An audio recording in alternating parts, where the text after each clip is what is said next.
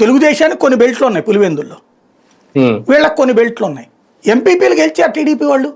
సింహాద్రిపురంలో BTech Ravi వాళ్ళ కుటుంబమే గెలుస్తూ వచ్చింది. సతీష్ రెడ్డి వాళ్ళ కుటుంబం, సతీష్ రెడ్డి కూడా ఎంపీపీగా గెలిచాడు గతంలో, కాంగ్రెస్ రూలింగ్లో ఉన్నప్పుడు కూడా వాళ్ళు సర్పంచులు గెలిచారు. ఏంటంటే కొన్ని బెల్టులు తెలుగుదేశం బెల్టులు, కొన్ని బెల్టులు కాంగ్రెస్ బెల్టులు.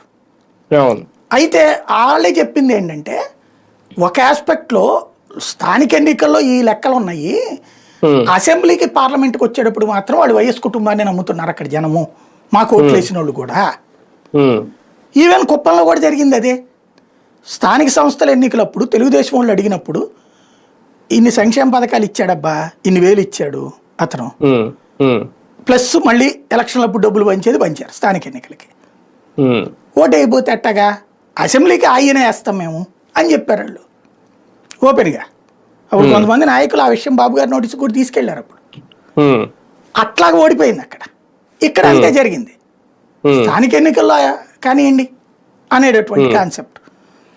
రెండో ఇది ఓపెన్ సీక్రెట్ అక్కడ దాంట్లో నడిచింది. సరే అది కాదు, పులివెందుల్లో ప్రజాస్వామ్యం ఉంది అంటే కరెక్టే ఉంది. కుప్పంలో కూడా ప్రజాస్వామ్యం క్రిందసారి గెలిచింది. You should accept both. ఒకటి డినై చేస్తే ఇంకోటి కరెక్ట్ అంటే కాదు. రెండు యాక్సెప్ట్ చేయి, లేదా రెండు డినై చేయి, ఏదో ఒకటి చేయండి. దాన్ని దుష్ప్రచారం అని చెప్పి అర్ధజన్ మీడియాలో ఆర్భాట